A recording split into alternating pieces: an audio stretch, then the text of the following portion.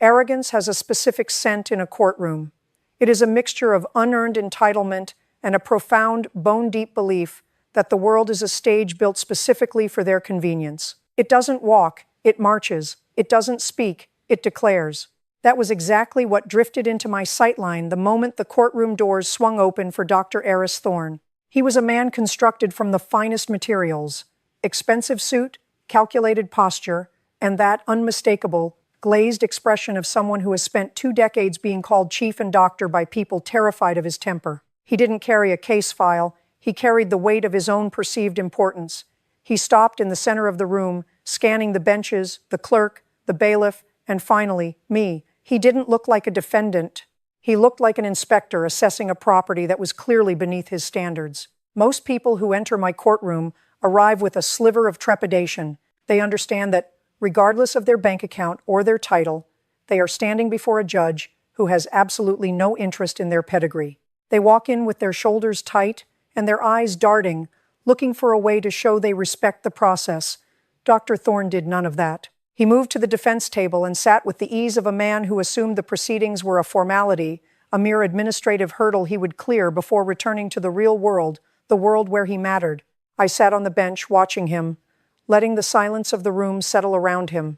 It is a technique I have refined over 40 years. Silence is a mirror. If you are uncomfortable, silence makes you fidget. If you are angry, silence makes you boil. But if you are arrogant, silence makes you perform. I wanted to see his performance. I wanted to see the man beneath the degree. He tapped his fingers on the table, a rhythmic, impatient sound. He checked his watch, not because he was late, but to signal to everyone around him that his time was a finite, valuable resource being squandered by the rabble. He leaned toward his attorney, whispered something with a sharp, dismissive wave of his hand, and then leaned back, crossing his legs. He wasn't preparing for a trial, he was preparing for a lecture. He believed he was untouchable. He believed that 20 years of surgical precision, research grants, and hospital boards had built him a wall that the law couldn't penetrate. He believed that the rules governing the traffic, the speed, the anger, and the confrontation were written for the common man, not for a surgeon with his resume. He was about to learn that in my courtroom, a resume is just paper, and paper burns. The clerk called the case Higgins versus Thorne, a standard civil suit, or so it appeared on the docket. Mrs. Higgins stood up slowly, clutching a faded manila folder as if it contained her entire life's history, which, in a way, it did. She wasn't a woman of means, and she certainly wasn't a woman of noise. She was the kind of person who apologized for taking up space in the courtroom. She looked at Dr. Thorne, and for a fleeting second, I saw it the visceral, cold fear of someone who had been told by the experts that her life, her suffering, and her reality didn't matter. Dr. Thorne didn't bother to rise when the clerk addressed the parties. He remained seated, flicking a microscopic piece of lint off his expensive sleeve, projecting an aura of bored detachment. When he finally stood, it wasn't out of respect for the court, but out of pure administrative necessity. He looked at Mrs. Higgins not as a human being, but as a statistical error in his otherwise flawless clinical record. He didn't see a patient, he saw an annoyance. "Your Honor," he began, his voice smooth, rehearsed the exact tone he likely used for dismissing interns or belittling nurses. "This entire matter is frankly beneath the jurisdiction of this court. I have reviewed the plaintiff's claims, and they are, to put it politely, medically illiterate. She is confusing normal post-operative recovery with negligence. It is a classic case of a patient failing to follow basic, clearly communicated recovery protocols." He didn't look at her when he said it. He looked directly at me, locking eyes with that smug, clinical certainty, expecting me to nod. He expected the system to align with his narrative. He thought, quite clearly, that by labeling her illiterate, he had effectively ended the argument. He assumed the title of doctor acted as an impenetrable shield, a status symbol that rendered any complaint against his judgment invalid. I watched Mrs. Higgins' shoulders slump, her gaze dropping to the floor. That was the moment the arrogance of the strong meets the quiet, heavy despair of the wronged. He thought he had won the case with one sentence. He had no idea what he had just initiated. I sat back in my chair, hands folded, and let him continue his monologue. Give a man enough rope, and he will eventually hang himself in front of God and everyone.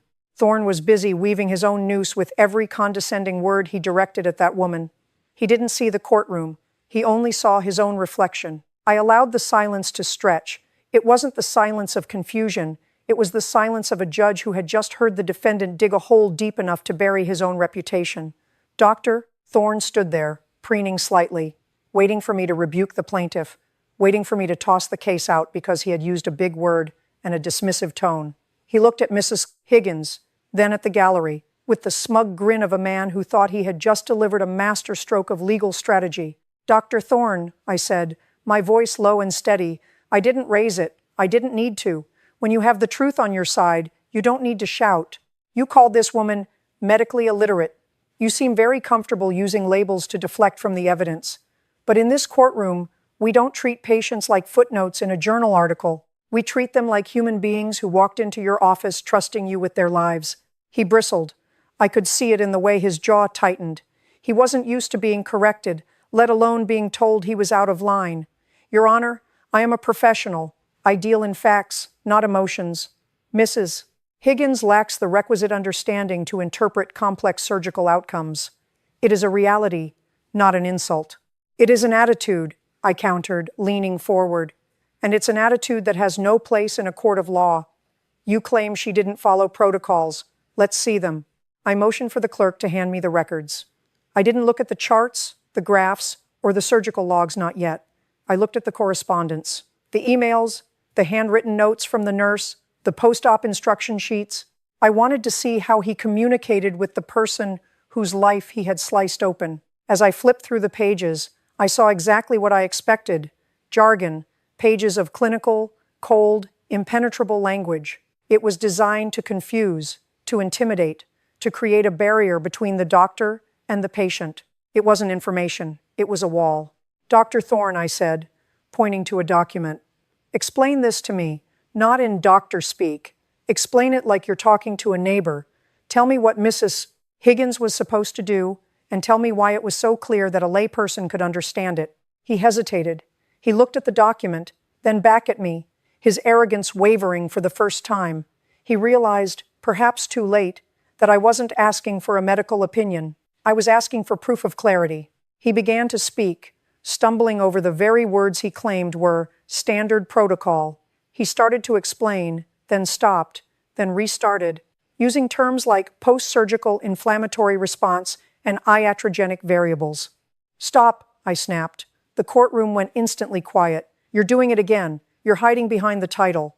I asked you a simple question. If you can't explain it simply, you clearly didn't communicate it simply. And if you didn't communicate it simply to your patient, then this protocol you speak of, it didn't exist for her." He opened his mouth to argue, but I held up a hand.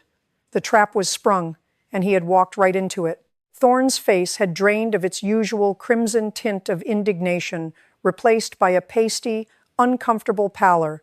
He stood amidst the silence, his rehearsed defense crumbling like dry earth under pressure. He had expected me to be a pawn in his game, someone to validate his arrogance and silence the nuisance who dared to challenge him. Instead, he was finding out that my courtroom was not a lecture hall, and he was certainly not the professor. "Dr. Thorne," I said, my voice cutting through the heavy air, "you talk about protocols as if they are religious scripture, infallible and untouchable. But protocols are meant to be tools for healing, not shields for negligence.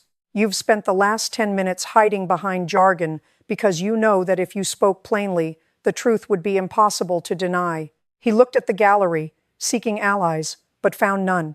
He looked at his own lawyers, but they were busy shuffling papers, suddenly very interested in the floorboards. It is a lonely feeling, realizing your armor is made of paper. He cleared his throat, trying to regain his composure, trying to reassemble the mask of the untouchable surgeon. "Your Honor, I believe there is a fundamental misunderstanding of the surgical standard of care. I am prepared to provide expert testimony." "I don't need an expert, doctor. I have the facts," I interrupted, gesturing to the evidence bag on my desk. "The fact that Mrs. Higgins was left with complications she was never warned about. The fact that your instructions were incomprehensible to a layperson. The fact that you viewed her questions not as a plea for understanding, but as an insult to your intellect." I leaned forward, my gaze pinning him to the spot. "You told this woman she was medically illiterate. But what does that make you? A doctor who cannot communicate is just a technician who has lost his way. You haven't just failed Mrs.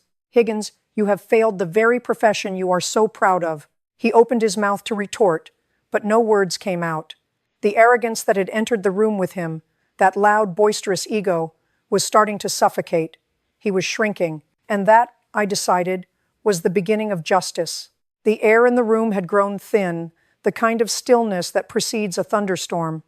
Dr. Thorne stood there, clutching the edge of the counsel table, his knuckles white. He had spent his entire career in the sterile safety of hospitals, where his word was law, where the hierarchy protected him, and where patients were merely procedures to be managed. Here, in this courtroom, the hierarchy was non-existent, and the law, my law, had no patience for his surgical precision with the truth. "Let's stop the charade, doctor," I said, leaning back. I picked up the folder Mrs. Higgins had clutched so tightly earlier. It wasn't full of medical jargon. It was full of humanity. "You claim you provided clear, concise instructions. You claim Mrs. Higgins was non-compliant. But I have here a series of emails from the office manager, your office manager dated 2 weeks after the surgery." I didn't open the folder yet. I let him look at it. I watched his eyes widen just a fraction. He knew exactly what was in there. He knew that the professional wall he had built was leaking. "In these emails," I continued, "Mrs. Higgins tried to reach out. She asked, in plain English, why her pain was increasing. She asked why the recovery wasn't following the timeline you promised. Do you know what the response was, Dr. Thorne? It wasn't a doctor's guidance. It was a canned, automated response from your billing department, asking for the outstanding balance." The courtroom let out a collective gasp. I could see the color draining from Thorne's face. He tried to speak, to offer a rebuttal, perhaps to blame the administrative staff, but I cut him off. "Don't blame the staff, doctor. You were the one who authorized that workflow. You prioritized the account status over the patient's acute distress. You call yourself a healer, but your office was running like a collection agency." I opened the folder and held up one specific printout. This is a record of a call, 3 minutes and 12 seconds. Mrs. Higgins was on the line, crying, asking for a nurse. Your office told her to seek emergency care if she was concerned, rather than taking 2 minutes to pull her chart. You were in the office, Dr. Thorne. You were down the hall. He stood frozen. The arrogance that had powered his entrance, the smugness that had colored his opening statement, was completely gone. He was no longer a surgeon. He was a man caught in a lie of his own design. He looked at me, then at the camera, then down at his shoes. He looked defeated, and yet there was still that lingering trace of vanity, that desperate need to save face. He wanted to apologize, but he wanted to apologize without admitting he had done anything wrong. "Your Honor," he finally managed, his voice shaky, devoid of its earlier, practiced smoothness. I was unaware of the call volume. My office manager handles the triage. A surgeon is responsible for his patient until the recovery is complete. I snapped, the gavel echoing in the quiet room. You chose the system. You chose the detachment. And you chose to prioritize your own comfort over the life you were supposed to be preserving. I looked over at Mrs. Higgins. She was sitting straighter now. The weight wasn't on her shoulders anymore. It had shifted to his. I leaned back, the leather of my chair creaking a sound that seemed amplified in the absolute silence of the room. I held the printout of the automated email toward him, not like a judge holding evidence, but like a teacher showing a student a failing grade. "Dr. Thorne," I said, my voice measured, but carrying a sharp, dangerous edge. "You stand there in a tailored suit, surrounded by expensive legal counsel, talking about standards of care and protocol, as if you are a god dispensing wisdom from on high. But this isn't care. This is arithmetic. You didn't treat Mrs. Higgins, you processed her." He tried to stand taller, to regain that stiff, upright posture of a chief of surgery, but it was a hollow performance. The air had left his balloon. "Your Honor, administrative procedures are outsourced. I cannot personally oversee every email sent by the billing department. It is standard industry practice." "Standard industry practice?" I interrupted, my gavel hitting the wood with a crack that made the bailiff jump. "Don't you dare hide behind industry practice in my courtroom. If your practice is to treat a patient in pain as an accounts receivable problem, then your practice is rotten to the core. A surgeon who cannot see the person behind the file is a surgeon who has lost the right to the title." I turned my attention to the jury box, then back to him. I wanted to make sure he felt the full weight of the room's judgment. "You see, Doctor, the beauty of a courtroom is that we strip away the white coat. We strip away the diplomas on the wall. We look at the facts. And the fact is, you didn't just ignore a patient. You ignored a human being who was crying out for help because she trusted you. She trusted you with her life, and you gave her an automated invoice. He opened his mouth, a protest forming, but the words died before they could escape. He knew it. The people in the gallery knew it. Even his lawyers were looking at the ceiling, trying to distance themselves from the cold, hard reality of his negligence. You thought you could walk in here, dazzle me with medical jargon, and dismiss this woman as illiterate. I continued, my voice dropping to a low, intense whisper. You thought your status would insulate you from accountability. But status is earned, doctor, and it is lost in an instant. You lost yours the moment you chose the bottom line over the patient. I paused, letting the silence burn into him. Now, we have another matter to discuss. Not your billing department, not your office policy. We are going to talk about the surgery itself, and I suggest you stop looking for loopholes and start looking for the truth. The courtroom felt as though the oxygen had been vacuumed out of it. Dr. Thorne stood there, clutching the edge of the counsel table, his knuckles white, a stark contrast to the casual, practiced elegance he had projected only 20 minutes prior. He had spent his entire career in the sterile safety of hospitals where his word was law, where the hierarchy protected him, and where patients were merely procedures to be managed. Here, in this courtroom, the hierarchy was non-existent, and the law, my law, had no patience for his surgical precision with the truth. Let's stop the charade, doctor, I said, my voice low but carrying a sharp, dangerous edge. I picked up the folder Mrs. Higgins had clutched so tightly earlier. It wasn't full of medical jargon. It was full of humanity. You claim you provided clear, concise instructions. You claim Mrs. Higgins was non-compliant, but I have here a series of emails from the office manager, your office manager, dated 2 weeks after the surgery. I didn't open the folder yet. I let him look at it. I watched his eyes widen just a fraction. He knew exactly what was in there. He knew that the professional wall he had built was leaking. In these emails, I continued, Mrs. Higgins tried to reach out. She asked, in plain English, why her pain was increasing. She asked why the recovery wasn't following the timeline you promised. Do you know what the response was, Dr. Thorne? It wasn't a doctor's guidance. It was a canned, automated response from your billing department, asking for the outstanding balance. The courtroom let out a collective gasp. I could see the color draining from Thorne's face. He tried to speak, to offer a rebuttal, perhaps to blame the administrative staff, but I cut him off. Don't blame the staff, doctor. You were the one who authorized that workflow. You prioritized the account status over the patient's acute distress. You call yourself a healer, but your office was running like a collection agency. I opened the folder and held up one specific printout. This is a record of a call. 3 minutes and 12 seconds. Mrs. Higgins was on the line, crying, asking for a nurse. Your office told her to seek emergency care if she was concerned, rather than taking 2 minutes to pull her chart. He stood frozen. The arrogance that had powered his entrance, the smugness that had colored his opening statement, was completely gone. He was no longer a surgeon. He was a man caught in a lie of his own design. He looked at me, then at the camera, then down at his shoes. He looked defeated, and yet there was still that lingering trace of vanity, that desperate need to save face. He wanted to apologize, but he wanted to apologize without admitting he had done anything wrong. Your Honor, he finally managed, his voice shaky, devoid of its earlier practiced smoothness. I was unaware of the call volume. My office manager handles the triage. A surgeon is responsible for his patient until the recovery is complete, I snapped, the gavel echoing in the quiet room. You chose the system, you chose the detachment, and you chose to prioritize your own comfort over the life you were supposed to be preserving. I looked over at Mrs. Higgins. She was sitting straighter now. The weight wasn't on her shoulders anymore. It had shifted to his. I didn't need to hear another word. I had seen enough. The courtroom, which had been buzzing with the arrogance of a man who believed his title was a get-out-of-jail-free card, was now suffocating in the truth. Dr.